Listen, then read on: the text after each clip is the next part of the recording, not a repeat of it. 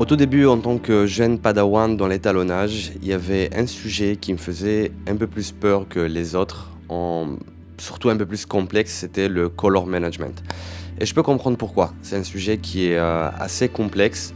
Il y a beaucoup de vidéos dehors sur Internet qui peuvent expliquer c'est quoi le color management, etc. Chacun a des autres versions.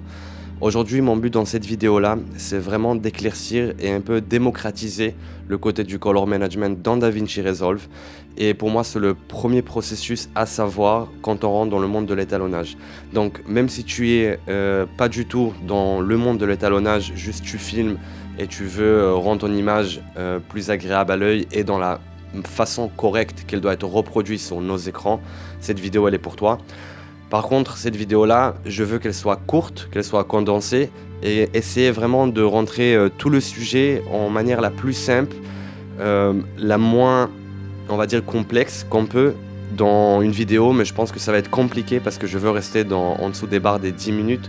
Donc je vais faire partie 1 et partie 2 parce qu'il y a plusieurs techniques que j'ai envie de te montrer. Je pense que ça, c'est vraiment la base pour commencer dans l'étalonnage. C'est vraiment le color management et dans la façon la plus facile et la plus propre qu'on peut le ramener. Partie 1, on va parler de 2 techniques qui sont assez basiques, qui peuvent convenir pour plusieurs personnes. Et dans la partie 2, on va passer sur des autres techniques un peu plus complexes et plus complets que moi je préfère travailler avec.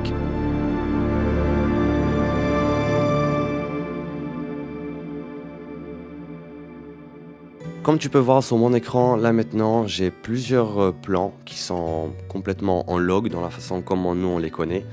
Il y a un mix de plusieurs variétés de plans. On a du RED, on a de la Sony, on a de la FX6, de la FX3, du Canon Log, de Blackmagic RAW et encore un autre que je sais pas c'est quoi en soi. On n'est pas censé de savoir qu'est-ce que c'est. Donc ça c'est vraiment la base, comment vous récupérez des images.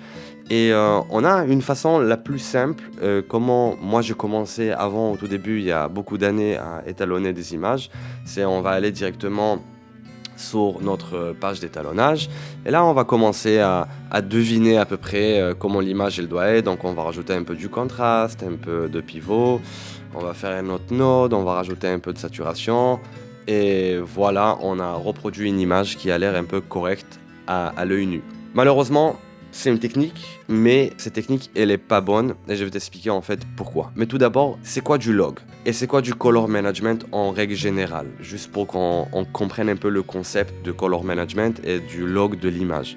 Nos caméras, quand ils capturent l'image en log, c'est une courbe spécifique qui permet à chaque caméra, chaque usine de caméra, ils ont un autre log, un autre système, à recevoir beaucoup plus de plage dynamique dans l'image.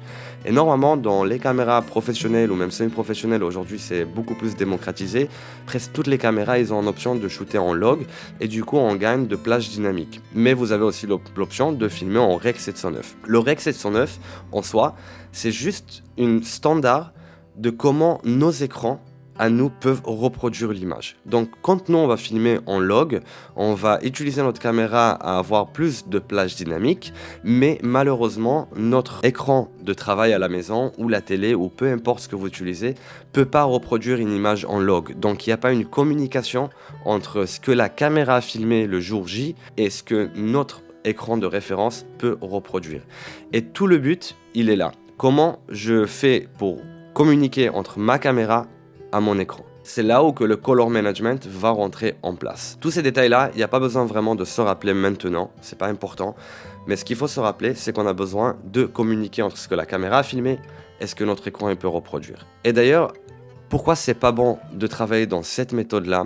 La plus grosse raison, parce que je vais pas aller en 30 000 chemins, c'est que vous êtes constamment en train de deviner d'une une façon pas scientifique comment votre image doit apparaître sur votre écran.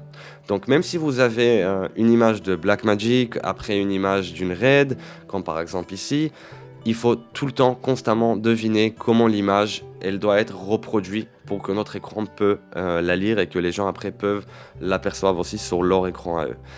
Que si on arrive à trouver une façon plus thématique, plus professionnelle et plus scientifique, on aura une thématique et on pourra matcher beaucoup plus rapidement et gagner énormément du temps et avoir une constance dans notre image, shot après shot, pour avoir une image qui est bien équilibrée et reproduite. C'est pour ça que je vous ai dit que ça, c'est l'intro de tout ce qui est l'étalonnage.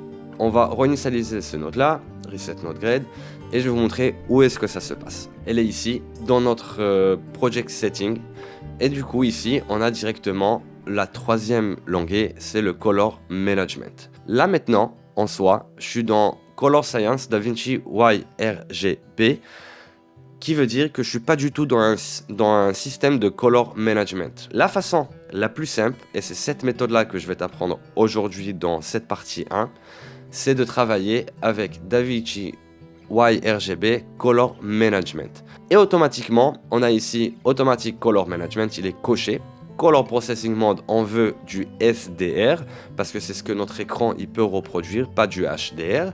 Et le Output Color Space, on va le mettre en SDR Rec 709. Regardez exactement ce qui va se passer à mon image du moment où que je vais appuyer sur le Save. Directement, notre image a été reproduite du log de RED à ce que notre écran il peut reproduire du Rec 709 SDR. On a encore un plan du RED, FX6. On a un autre plan par ici que lui aussi DaVinci a pas su savoir c'est quoi.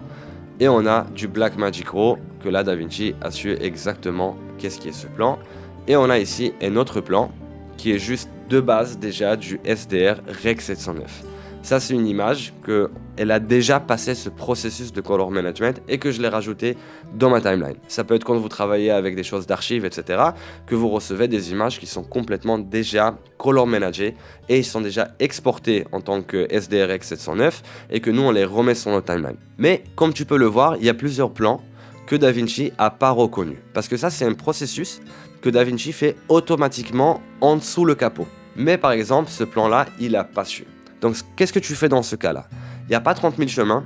Si tu es juste l'étalonneur qui reçoit les plans et que tu ne sais pas dans quoi ça a été filmé, il faut demander à la personne qui l'a filmé comment ça a été filmé. Il y a des façons de deviner. Encore une fois, ce n'est pas mon but de cette vidéo de vous montrer comment on va deviner, de trouver d'où est-ce que ça vient. Mais moi, par exemple, je sais que ça s'était filmé sur une FX3. Donc, je sais que c'est de la Sony. Et regardez, tout d'un coup, quand je coche clic droit sur mon écran et sur le plan, je peux avoir maintenant cette nouvelle option qui s'appelle Input Color Space. Et là ici, je vais venir et je vais lui dire c'est du Sony S-Gamma 3 Cine S-Log. Et je le sais parce que c'est moi qui l'ai filmé dans cette façon-là. Et du moment où que je l'ai fait, maintenant je peux avoir une image qui est reproduite directement du log de Sony à Rec 709, qu'est-ce que notre écran peut reproduire. Par contre, cette option-là en Input Color Space, que vous l'avez directement ici dans la longueur d'étalonnage, cette option-là, elle apparaît que à partir du moment ou que vous êtes en Color Management. Regardez ce qui va se passer si je me remets en Non-Color Management, en DaVinci YRGB. On va faire Save. Du coup, j'ai plus cette option. Elle apparaît plus parce qu'on ne travaille plus dans un Color Management. Donc on va revenir. On va taper Save. Et maintenant, il sait déjà que c'est du Sony S-Log 3. On avait aussi ce plan-là qui était shooté sur du Canon Log. Donc là, pareil, tout d'un coup, on a l'option Input Color Space. Et là, ici, on va aller chez Canon. Et c'est du Canon Cinema Gamut Canon Log 3. Boum. Et là, on a notre image qui est déjà reproduite dans une bonne façon.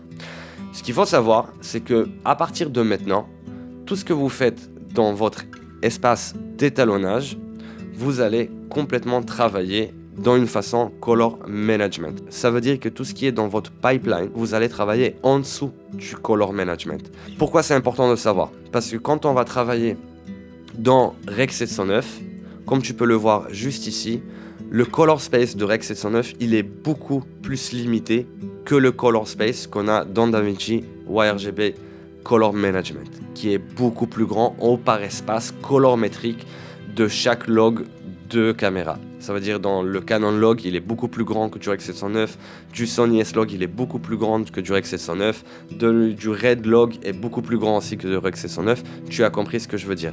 Donc, nous, tout ce qu'on va travailler là maintenant, on va travailler sur cette grosse plage dynamique et avec beaucoup d'informations dans l'espace colorimétrique avec beaucoup plus de richesse de couleurs. Ça, c'est important de savoir qu'à partir de ce moment-là, vous travaillez dans un espace de colorimétrie qui est beaucoup plus large que juste du Rec 709, que lui, il va venir juste à la fin. Si tu as suivi jusqu'ici dans la vidéo, félicitations, tu as accompli le premier passage du color management. J'espère que j'ai pas été trop dans la complexité et que j'ai essayé d'éclaircir ce sujet et qui maintenant pour toi est un peu plus abordable. Laisse-moi savoir dans les commentaires en tout cas si c'est le cas, un petit pouce, abonne-toi à la chaîne et mettez la cloche pour être notifié pour la partie 2 qui va arriver très vite. Ciao les amis.